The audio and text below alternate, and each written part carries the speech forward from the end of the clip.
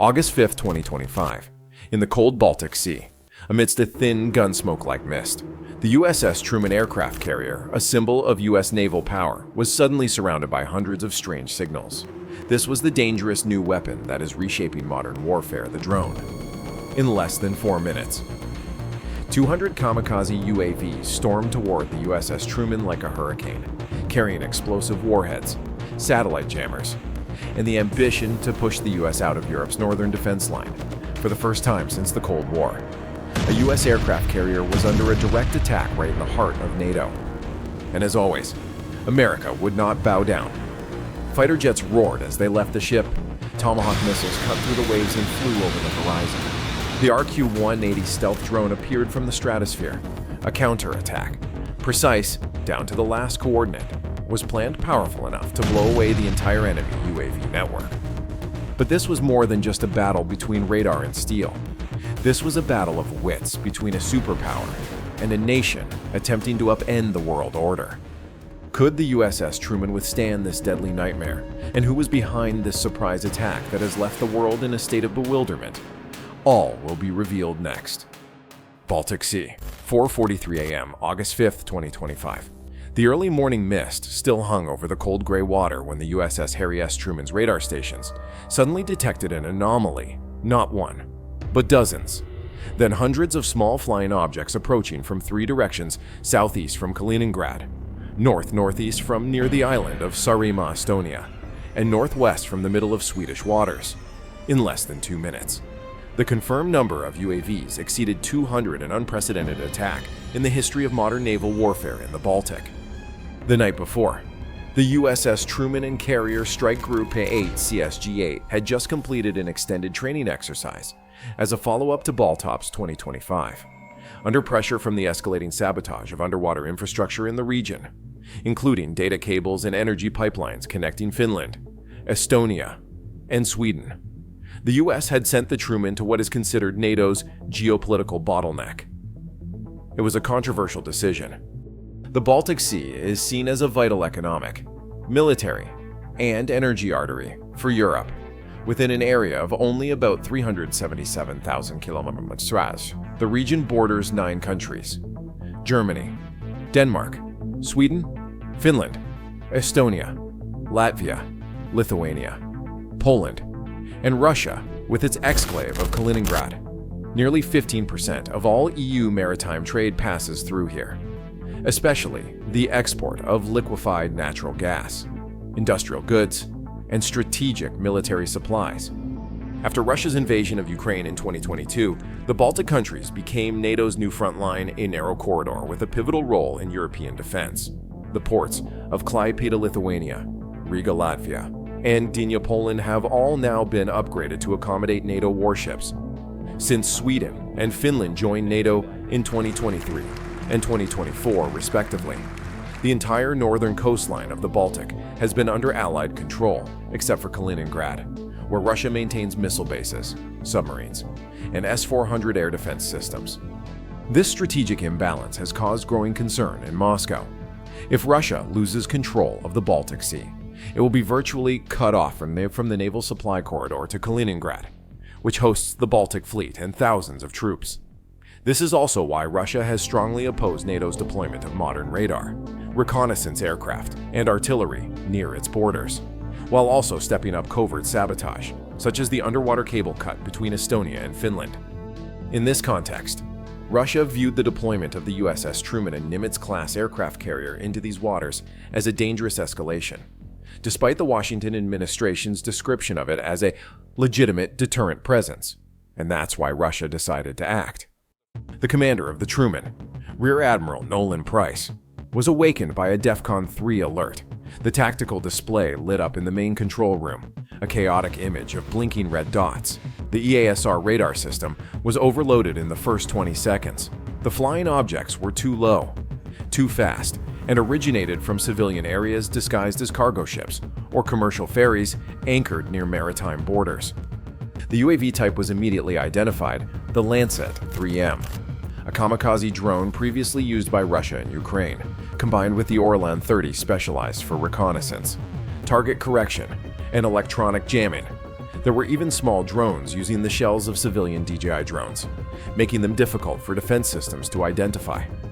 2 UAVs struck a secondary radar mast on the right side of Deck 3, causing structural damage, but not disabling the main radar. A fire broke out in the supply compartment, where 3 technicians were injured by shrapnel. One of the RIM-116 shoulder-fired missiles being loaded into its launcher had its wing broken, almost causing a chain reaction. For a single moment that lasted 42 seconds. The entire ship seemed paralyzed, as it had to handle unidentified targets without enough accurate tactical information. The sea seemed quiet, but the water was becoming a 3-dimensional battlefield. Some UAVs flew low, skimming the waves to evade radar. Others climbed high and then plunged like artillery shells. The sound of small electric motors from the misty clouds created a chilling sound, like a deathly symphony composed specifically for the age of drone warfare. At the same time, satellite data showed control signals emanating from Gusev, an industrial town in Kaliningrad, which had been suspected of assembling both civilian and military UAVs. NATO signal interception stations in Finland recorded an unusually strong jamming flow at the UHF band. It appeared the attack had been planned for weeks and executed with both electronic warfare and a swarm drone model. From the command center, Admiral Nolan shouted, "Activate CRAM, deploy the Aegis system. All phalanx guns ready," but he knew the worst was yet to come. On the radar, another cluster of 40 UAVs was accelerating from the north, a direction that was supposed to be safe. That's when the TruMan was forced to switch to a full response state. A battle unprecedented in modern naval history was beginning right in the heart of the Baltic. Smoke and fire on the Baltic Sea. Just as the first wave of UAVs was broken, the air on the deck of the USS TruMan had not yet cooled when a new wave hit. From the north, the area between Gotland Island, Sweden, and the Gulf of Riga. 2 small drones suddenly accelerated at low altitude, skimming the sea's surface. Some were equipped with radar-evading systems using composite scattering technology, while others carried directional fragmentation warheads specialized for disabling the delicate electronic structures on an aircraft carrier. Each one cost only a few tens of thousands of dollars, but flying in a swarm, they became a billion-dollar nightmare. Lieutenant Colonel Lyle Zimmerman, commander of the electronic warfare system on the TruMan, ordered the activation of the AN/SLQ-32V6, an electronic signal processor capable of analyzing and interfering with enemy UAV signals in real time. At the same time, the AN/SPY-6 radar expanded its horizontal band, painting an electronic grid on the sea. Every phase shift, every unusual oscillation was immediately pinpointed. But this attack was more sophisticated. Some UAVs didn't use remote control signals, but flew on fixed GPS routes, which meant they couldn't be jammed from the outside. They were programmed for a kamikaze attack, and that's what made them the most dangerous. Every phalanx CIWS gun battery began to roar the distinctive metallic sound of modern combat. Bursts of 20mm rounds exploded crisply in the air, painting zigzagging arcs of fire like swords. The CRAM system fired continuously. RIM-116 rolling airframe missiles launched into the sky in pairs, each launch costing millions of dollars. But at this moment, there was no room for regret. A Lancet 3M UAV penetrated the defenses, hitting the tail of an FA-18E Super Hornet parked near Command Tower 1. Fire erupted, and fuel spewed out like a geyser. 2 technicians were injured, but the fire was contained within 35 seconds by the CO2 inert gas extinguishing system. There was no secondary explosion. The FA-18E was damaged at the nose, but the pilot was still alive. On the command screen, the orange warning circles turned red. This attack wasn't just coming from the sky. A strong jamming cluster appeared just 6 nautical miles from the ship where a cargo ship flying a Panamanian flag was standing still at sea. Analysis from the MQ-8C Fire Scout drone confirmed this was no commercial vessel. It had just launched at least 4 reconnaissance UAVs, carrying mobile jamming equipment, possibly replicas of Russia's RB-341V Lear-3 system. Rear Admiral Nolan Price ordered, "Jet drones up, deploy Reapers from Ramstein fire. A warning shot, if necessary." Within 14 minutes, an MQ-9 Reaper appeared from the south, refueled mid-air by a KC-46 Pegasus. On the tactical screen, the Reaper launched an AGM-114 Hellfire missile, tearing through the tail of a UAV approaching the secondary radar tower. A clean explosion. The drone fell into the sea before it could jam the TruMan's internal communication network. The electronic front became chaotic. The RQ-180 combat drone, flying in the stratosphere over 15 km high, began coordinated operations thanks to its stealth capabilities and advanced tactical sensors. It had identified 3 strong signal sources suspected of originating from the Gvardesk area, a military zone in Kaliningrad, and another cluster of signal sources from the western coast of Latvia, an area previously considered neutral. The order from European Command was transmitted: continue full-scale defense. Do not fire into enemy territory. Absolutely do not preemptively strike until the attack is confirmed as an organized action. But everyone on the TruMan knew this was no longer a disorganized raid. The enemy knew the position, knew how to hit tactical blind spots, and was testing America's reaction capabilities, right in the heart of the Baltic Sea. When the final attack ended at 7:32 a.m., the sea was quiet again. On the ship's deck, smoke still rose from scorched aircraft wings, and the smell of metal and fuel mixed with the morning mist. In total, 6 UAVs had hit auxiliary structures. 1 plane was damaged. 7 sailors sustained minor injuries. But thankfully, no lives were lost. Most importantly, the USS TruMan still stood firm, like a steel fortress in the middle of the ocean. But everyone knew that tonight, America would not only be on the defensive, a response would be sent soon. The counterattack of retribution. On the deck of the USS TruMan, as the clock struck 7:00 p.m., the salty sea wind swept across the gray steel flight deck. The sun set quickly in the northern European August, giving way to darkness. But not silence. The night descended like a curtain, concealing plans to destroy the opponent without a declaration of war. A few hours after the UAV attack, the order from European Command rang out: limited counterattack, eliminate the UAV control sources. Do not escalate the conflict, but send a clear message. No one questioned it. On the TruMan, time wasn't for questions, only for coordinates. 7:12 p.m., 3 FA-18F Super Hornets were brought onto Flight Deck 2. The warning lights flashed bright red. Engines roared. The electromagnetic catapult fired, launching the fighters toward the horizon like piercing arrows. No flares, just the cold silence of a precise mission. The 3-plane formation, each carrying 2 GPS-guided JDAM bombs and 1 AGM-88 HARM missile, headed northeast, skimming along the western border of Gotland Island.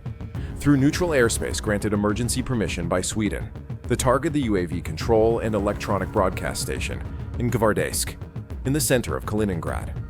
Enemy radar was flickering due to residual electromagnetic waves from the morning's defense. The HARM missiles took advantage of the opportunity, flying straight into the high-frequency antenna cluster. Tearing through the steel casing, 2 of the 3 HARM missiles hit their mark, exploding at the control center with over 30 signal transmitters. The JDAM bombs followed, penetrating 3 layers of concrete before erupting into a bright fire in the nighttime forest. 7:35 p.m., from a distance of 70 nautical miles, the 2 destroyers, USS Gravely and USS Jason Dunham, simultaneously launched WAG's Tomahawk Block 5 missiles. The low-flying cruise missiles silently left their launchers, leaving only a thin smoke trail like a knife cut. They followed the sea's contours, maneuvering flexibly, slipping through gaps in the disorganized Russian radar network. The first target, a mini UAV production facility in Gusev, which had been under NATO surveillance for months. The second target, a satellite jamming station near the Curonian Spit, which had disrupted communication between the TruMan and Ramstein base that morning. 2 Tomahawks struck the Gusev factory, and flames rose nearly 100 meters high. The explosion was so powerful that civilian radar in Vilnius recorded the sonic aftershock. The remaining missiles destroyed the jamming station, wiping out its circular antennas, transmission towers, and wave-modulating devices. The entire medium-frequency band was neutralized for 15 minutes. 7:48 p.m., an EA-18G Growler left the TruMan, carrying the NGJ-MB electronic warfare system, a state-of-the-art invisible weapon. From an altitude of over 20,000 feet, the aircraft broadcast directional jamming, sweeping the frequency band from 900 MHz to 2.3 GHz, the exact frequency used by Russian UAVs. Kaliningrad's radar ceased to function. Ground-based command equipment stalled. Tactical radio signals also drowned in the noise.